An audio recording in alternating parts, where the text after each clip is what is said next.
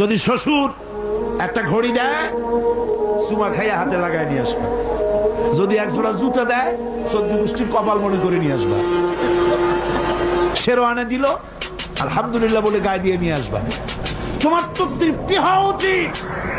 আমার শ্বশুর, আমার শাশুড়ি, তার 18 বছর, 20 বছর, 22 বছরের কলিজার নিংড়ানো স্নেহকে উজাড় করে দিয়ে তার কলিজার টুকরা মেয়েটাকেই তো দিয়ে দিয়েছে আমাকে।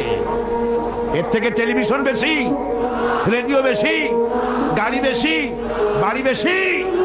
বিবাহ করবা মহব্বত করে, নিজের টাকা দিয়া, বাপের টাকা দিয়া, সোনা দিয়া, দানা দিয়া, কসমেটিক্স দিয়ে, সুন্দর সুন্দর শাড়ি দিয়ে সাজাইয়া, রানীর মর্যাদা দিয়ে বাড়িতে এনে সম্মানের সাথে রাখবে।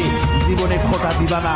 বলি বড় দুঃখে, এই জন্য বলি আমার দেশে একটা যৌতুকের ঘড়ির জন্য, একটা যৌতুকের রেডিওর জন্য, 100 টাকার জন্য আমার দেশে স্বামীরা স্ত্রীকে গলা টিপে হত্যা করেছে। এরা মানুষ না জানোয়ার।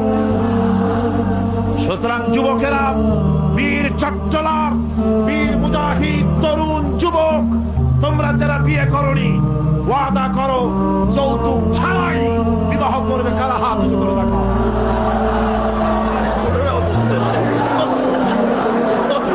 বুড়ারা হাত তুললে তো মনে হয় না আবার বিয়ে করতে চায়। বুড়ারা না, জওয়ানেরা, জওয়ান। বসো বসো বসো বসো। আলহামদুলিল্লাহ, আলহামদুলিল্লাহ।